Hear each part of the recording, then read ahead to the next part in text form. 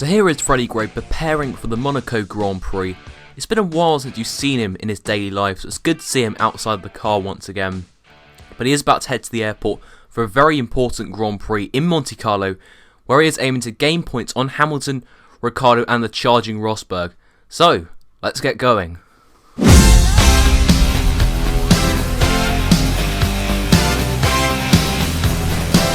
Oh yeah, I must mention that Freddie is quite a character off the track, getting involved in some very stupid stunts.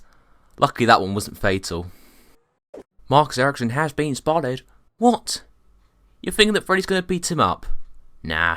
I think this song perfectly sums up our current relationship. Never gonna give you up, never gonna let you down, never gonna run around and desert you. But anyway, we must get going. We're supposed to be at the airport 30 minutes ago. What are you like, Freddie?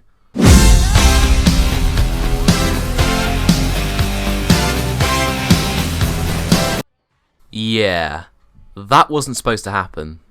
But here we are now at the airport, ready for the Monaco Grand Prix, and we're just driving into our hangar, ready for takeoff in our very own private jet. It was disappointing for Freddie last time out in Spain, but he's obviously looking to turn that form around in the Principality of Monaco. Monaco is one of the dual races on the calendar, and has been the home of some historic moments over the years. It's full of glitz and glamour, and the Grand Prix is full of non-stop excitement and action. I'm sure that this year's will be no different.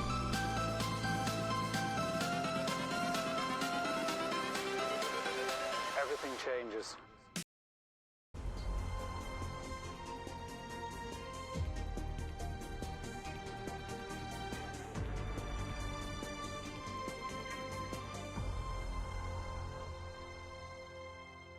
Hey guys, what is up? It is StockMatt1998 here, and I am back with a brand new video. This is part 25, I think? Part 25 of my F1 2014 Career Mode series, and here we are today for the Monaco Grand Prix. And today's Grand Prix was an absolute cracker, so I would really recommend that you guys stay until the end of the video, because it was one of the most exciting races I've ever raced in Career Mode, ever really, on any F1 game. But in practice now, we had to complete an R&D objective to reduce the engine wear, which I thought was kind of strange, but it really should have been the tyre wear, because that's what we've been struggling with quite recently, especially in the Spanish Grand Prix. But as you can see in Q1 now, in 11th place, only just getting through on the prime tyres, and in Q2, we end up in 2nd, so it's looking quite bright for Q3. But guys, I'm introducing a new feature now. I'm going to do a qualifying report for Q3. If you want me to do this for the whole qualifying session, obviously let me know in the future. But anyway, let's get in to the top 10 shootout. It's only Q3. Things kicked off with Jenson Button setting the early pace, till he went up at Mirabeau and destroyed his car, which brought out the red flag. Once the session restarted, normal service resumed as Lewis Hamilton took the top spot with just over 5 minutes to go. With just over a minute remaining, everyone was trying to get a decent lap in. Kevin Magnussen struggled and would start 10th behind his teammate who crashed earlier in the session. The Williams and Felipe Massa would line up 8th, with championship contender Ricciardo only managing 7th after locking up going into Saint Devote. It wasn't really a problem. I just obviously made a mistake, and not really any excuse or any turning back now. Nico Hülkenberg was once again the surprise of the session, being able to push his force into the limit and qualifying 6th in between the two Red Bulls. Freddie Gray left it late to set his 2 lap times, but despite setting 2 purple sectors in Sector 1 and Sector 2, he just couldn't get it together in Sector 3 and could only manage 4th after making a mistake going into turns 15 and 16. But it was Nico Rosberg who ended up with the fastest time, beating his teammate Hamilton by just over half a tenth. In terms of performance, it's been an average day, but it's obviously a good day for the team. To see the pace that we have is fantastic. While Fernando Alonso rounded off a strong qualifying session for Ferrari by qualifying 3rd. It was one of the closest qualifying sessions of the year, but Nico Rosberg absolutely nailed his lap and would deservedly start on pole position for the Monaco Grand Prix. So here we go then for the Monaco Grand Prix. As you can see, Nico Rosberg on pole position after absolutely nailing his lap. As I said, Fernando Alonso sitting in 3rd and then ourselves in 4th. Let's hope that Freddie can get a good start here, try and jump his teammate Fernando Alonso and possibly 2 Mercedes cars, who knows. Freddie is quite good at starts, as we have seen in the past few races, as the lights are about to go out here in Monaco, and they're out now. and we've actually gotten off to quite a good start. Hamilton's gotten off to a really slow start, in fact, and Fernando Alonso's already overtaken him up into second place. We're going to try and go around the outside of Hamilton here, but then Rosberg suddenly goes incredibly wide there, and that sort of blocked us. Now it looks like we've actually been overtaken by Vettel, so we've actually lost position here at the start, which is a shame to say. Obviously running the Red Bull camo livery there that Arrow have made. But anyway, we're stuck behind Vettel here, and now we have Hulkenberg, who's going to try and go around the outside of us here. The AI being very feisty on this first lap here in Monaco. Obviously, you have to be careful because of the realistic damage mod. It is on the smallest setting possible, but still, that can claim quite a few cars. But ultimately, it is good to see the AI actually being fast at the start for once. But anyway, team radio. Okay, now try and overtake Vettel before our first pit stop. So yes, obviously we need to get past Sebastian Vettel, as our engineer just said there, before our first pit stop. Our first pit stop will be on lap 12, because we're going to be doing a 2-stop strategy today, as opposed to last season where we did a 1-stop. That unfortunately didn't work out for us, the 1-stop last season, because the tyres went off the cliff right at the end, and we ended up finishing 16th when we were about 8th with a few corners to go. Our tyres were just so bad that we just spun out and just couldn't get going again. But anyway, on to lap 4 here. We're still right behind Sebastian Vettel. It's just there's no real overtaking opportunities around Monaco, so we've really struggled in these first few laps to mount a serious charge to Sebastian Vettel. But anyway, the safety car has now been deployed. We've already lost 2 cars in the first 4 laps, so that's interesting. I'm not sure who's crashed, but as you can see here, Vettel was actually going really slowly. Just a weird glitch over the AI, and Freddie almost spun, had to really control the car there. Luckily, it was able to handle it quite well, but great driving there once again by Freddie. But anyway, team radio. The safety car is in this lap. Try and get Vettel on the restart. Yep, so as our engineer just said there, we do need to try and get past Vettel on the restart, although it does look like ahead as if Alonso's actually holding up the two Mercedes cars of Rosberg and Hamilton, so it won't be too disastrous if we don't get past Sebastian Vettel, because hopefully Alonso will be running at a similar pace to ourselves, so it won't be too costly if we don't get past Vettel, because obviously I believe some of these cars ahead might actually be doing 1-stops. I believe Fernando Alonso is intending on doing a 1-stop strategy, so obviously we'll be racing him, so we've got to hope for some more safety cars perhaps later on in the stint. But as you can see here, Vettel getting supreme traction out of the last corner just before that. But although we seem to get really good traction, so we do cut the corner ever so slightly there. We are actually gaining on Vettel going up into Masney. We might even go for a move here, but we do decide to back out.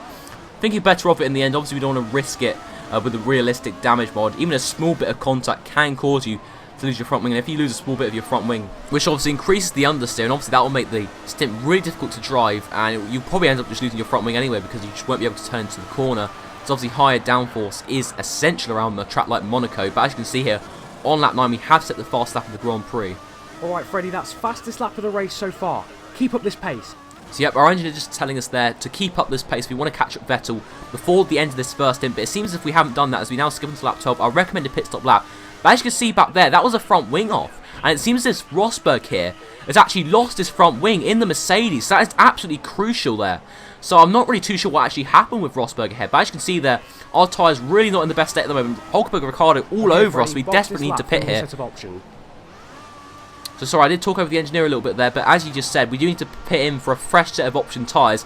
But as you can see, also Hamilton in as well. It looks like he might have actually lost his front wing as well. Yes, he has. Maybe the two Mercedes cars actually collided. I'm not actually 100% sure, guys. I'm going to be honest. I have no idea what actually happened, because I was too far behind to see the actual incident itself. But as you can see, we have actually rejoined just behind Lewis Hamilton, and I believe it's actually the Daniel Kvyat and the Toro Rosso is also pitting in with us. But this is the battle you want really to see, guys. Is the battle between myself and Lewis Hamilton, because that's really who we're fighting in this World Championship. And this is our first on-track battle since the Bahrain Grand Prix, so it'll be very interesting to see how this plays out after 39 laps. So we've still got a long way to go. Anything can still happen. There can still be some safety cars that come into play and could mix things up. I don't think the weather's going to really affect things too much today, as there is a 0% chance of rain. So as you can see quite clearly there, Hamilton's on the prime tire, so we need to take advantage of this whilst we have the upper hand. But as you can see, the safety car has been deployed once again, so that could advantage me and Hamilton massively here, because obviously Alonso, because of the AI, they always seem to pit on the lap they're pitting in. They don't pit because there's a safety car, so it seems as if Alonso is actually going to stay out on the prime tyres. So that is very interesting there. So Alonso's not going to bother pitting, so that's basically lost him the Grand Prix. But as you can see by the close-up there, Sebastian Vettel, who just rejoined behind us, has actually retired from the Grand Prix. Obviously must have crashed the Nouvelle Chicane, something really strange there. Things are really kicking off now. But anyway, team radio. So all the cars ahead of Hamilton are yet to pit. You are effectively second. So yeah, we are effectively second in this Monaco Grand Prix at the moment. Hamilton's the guy who we're racing, and obviously Vettel now is lost. I'm not sure who's actually in third at the moment. It must be somebody like Daniel Kvyat, who pissed in with myself and Lewis Hamilton, with Freddie and Lewis Hamilton. So it'll be interesting to see whether one of the Toro Rosso cars is currently occupying one of the podium positions. It must be Daniel Kvyat, it has to be. I'm not sure who else. I'm not sure whether Jean-Eric Vergne pitted or not. We're going to have to see here as the safety car is obviously in now, and we have gotten underway here at the Monaco Grand Prix once again. Lewis Hamilton still pulling away from us, but it does seem as if we will probably catch up with him quite quickly. Obviously, we do have to take advantage whilst we're on the faster tyres, as I said earlier, but now we're currently being held up by a Sauber here. But look, all the AI cars are now pitting, including Fernando Alonso there, and Adrian Sutil is currently diving into the pit, so we've got to try and overtake Hamilton here. I'm not sure if a DRS will be enabled here after the safety car. I don't think it is. I don't think we have DRS at the moment, but we do seem to be having great straight line speed on Hamilton. We do seem to be gaining quite a lot, but Hamilton at the end of the straight has less drag, so we obviously just pull away ever so slightly. And as you can see there, it is Daniel Kvyat who is currently in effectively, well, he's effectively third currently in this Monaco Grand Prix. And Sergio Perez is leading, but he hasn't pitted yet, so he is anonymous at the moment. But it's just important now that we pass Lewis Hamilton and try and make a lead whilst we have the chance. Fernando is currently being held up by Bianchi, so just carry on at a steady pace. So yeah, just to remind you guys, Fernando Alonso is obviously doing a one-stop strategy, so with him being held up by Jules Bianchi, who I believe is actually running in 4th place or something at the moment, really running well. Hopefully he stays there. But I don't think Bianchi has pitted yet, so obviously he will drop back later on in the Grand Prix. But as Alonso's being held up, that'll give me and Hamilton a chance to hopefully pull away. We really need to get past Hamilton before the next pit stop. Give it absolutely everything, mate. Yep, Freddie is already giving it absolutely everything because he has just set the fast lap at 1 minute 18.2. But the trouble is, once again, the Mercedes just gets brilliant straight line speed on the pit straight, and it just gets the traction where it really matters out of the last corner especially. That's the problem we had with Vettel in the first stint, and it seems to be the problem with Hamilton once again. But now skipping on to lap 24, this is the lap we're going into the pits. Hamilton started to pull away because obviously his tyres are more durable. Obviously him on the prime tyres, you'd obviously expect that. But then now into the pits, we've got to see whether we rejoin ahead of Jean-Eric Vergne. I'm not sure how far Vergne is behind, because I believe Kvyat pitched a couple of laps earlier. So obviously putting it down to limits to save a bit of fuel in the pit lane, so hopefully we can use some rich mix later on in the Grand Prix. But now putting on the prime tyres, a 3.7 second stop there. Pretty normal, to be honest with you. But look, Vergne is 21.8 seconds behind. He's currently going through the Rascas, I believe. So it'll be interesting to see whether he does rejoin ahead. Okay, we need you to put in 4 qualifying laps now, Freddie. Come on. So we have indeed rejoined ahead of Jean-Eric Vergne, and most importantly, we have rejoined ahead of Fernando Alonso. So what we've got to do now, the gap is 18.6 seconds to Lewis Hamilton. So what we've got to do now, we've got to try and put in 4 qualifying laps. As I originally just said there, we've got to pretend this is qualifying now if we actually want to jump in at all. But now I'm lap 28, this is the lap where Hamilton's pitted, so this is what it's all about here. Will we be able to get ahead of Lewis Hamilton here? This is what might decide the Monaco Grand Prix now. We set the fast lap of the race whilst doing so. Lewis Hamilton's coming out the pits, as you can see here, going through turn 1. We're just going to go around the outside of him here. We just have better straight line speed, and we have done it here. We are ahead of Lewis Hamilton here at the Monaco Grand Prix. Absolutely crucial there. That is so important now. So what we've got to do, because obviously Hamilton is now on the option tyres, we have to try and keep him behind. So it's really all about defending in this final stint now, because Hamilton, as I just said, is on the faster option tyres. So it's really important now, and he's going to greatly benefit from the fact that he's on the option tyres. So as you can see, Alonso not really too much of a challenge at the moment. He's 13 seconds behind, but Vergne is effectively in 4th position, so absolutely amazing there. But as you can see, on lap 32, we've actually lost another car here. So will the safety car be out? Yes, it will. And as you can see here, by the looks of it, we're going to see he's retired. And it does seem as if it is actually Jules Bianchi. What a shame. That is really upsetting there for Jules Bianchi. The fact that he was running so well earlier on in the Grand Prix, and the fact that he's just retired is really sad to see. I was really hoping that Marussia and Bianchi could score some points today, like in real life. Safety car is in this lap. Try and maintain the lead. So yeah, that is literally what we have to do in these last 5 laps here at the Monaco Grand Prix. Just maintain the lead, just keep Lewis Hamilton behind.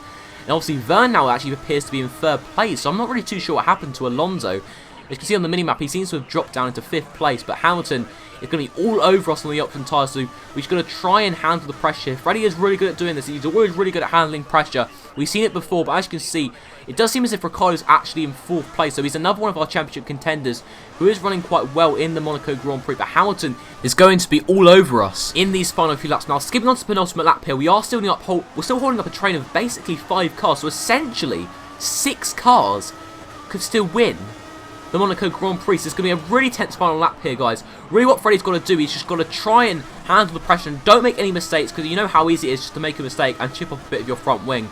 I've got to say, Freddie is handling the pressure extremely well at the moment. As Hamilton's actually going to go up the inside of Massenet here. Is he going to pull off the move? No, he's not. He did back out quite sensibly there. He thought better of it. And that was a very sensible move there from Hamilton just to back out, because obviously that could have been race ending for both of us here. But now as you can see, the fuel situation looking quite strong, so we could put it up into rich mix, although we are kind of switching between standard and optimal at the moment. So yeah, as you can see there, Hamilton's still behind as we now do enter the tunnel for the final time in this Monaco Grand Prix. Jean-Eric Vergne, I've got to mention to him, he's done really well in this Grand Prix. He's currently in 3rd position, but as you can see, Hamilton's going to go up the inside. He's actually going to go around the outside here. Lewis Hamilton's going to go around the outside of us, going into the Nouvelle Chicane. We try and give him room there, but we just can't. But then Hamilton, he forces it into the wall. What is he doing? What is he doing? I'm speechless. Hamilton, what was he doing there? So Lewis Hamilton has literally just forced Freddie into the wall, causing him to lose his front wing and a puncture. He's got a puncture now, Freddie. Oh my god, I know this is not proper commentary, but what just happened there? Lewis Hamilton, what the hell are you doing? I am actually speechless. So now we've essentially lost the race win because of Lewis Hamilton. Congratulations. Well done, Hamilton. Oh my god, I cannot believe this has just happened. One of the most controversial endings ever to a career mode race. Absolutely phenomenal. As you can see, oh, this is just reminiscent of last season. It has to be. This is reminiscent of last season when Freddie literally just couldn't get going. He had another incident on the final lap. Lewis Hamilton's undeservedly won the Monaco Grand Prix. We are going to come through in 8th position. But look at that. Kobayashi in 9th. Well done, Freddie. You drove absolutely brilliantly and you know it. We'll be talking to Charlie about Hamilton very soon. Too right they investigated that incident with Hamilton. That was just absolutely ridiculous. I mean, looking back on it, I suppose Freddie could have left Hamilton a bit more room, but I don't see what Hamilton was trying to do in that second part. He literally just forced us into the wall. There was no way we could back out. Absolutely no way.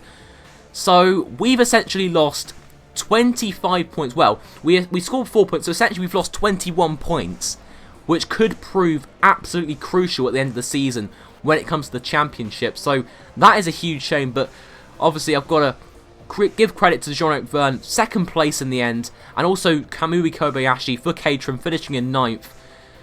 What a crazy Grand Prix that was. Probably one of the most craziest races I've ever raced in on an F1 game, really, especially in career mode. Obviously, we don't get those sort of races every day, but wow, I can't believe Hamilton did that.